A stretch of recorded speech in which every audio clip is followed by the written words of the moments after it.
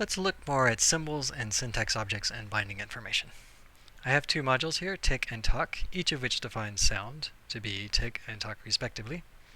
On the tick side, I've also defined ID to be the symbol sound and provided it, while talk requires tick.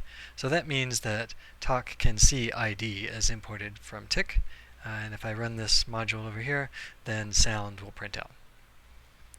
There is no difference between the binding, the value of ID and the symbol sound that I might write myself.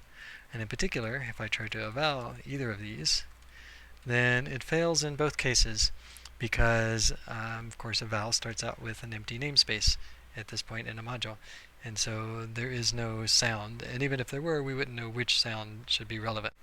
If I change ID to be a syntax object instead of a symbol, then now I have ID and sound that when I print both of the syntax objects, from what we can see, they just have different source locations.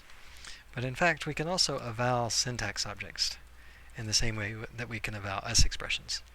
And evaluating a syntax object is more useful than evaluating an S expression because a syntax object carries its bindings, the bindings from its context with it. So eval ID produces tick, while eval #sound produces talk, because this syntax object in its environment, sound is bound to talk, whereas ID, its value is this syntax object, #sound, where its environment says that sound is bound to tick. So this illustrates, indirectly using eval, how syntax objects, in particular identifiers that are syntax objects, carry binding information with them.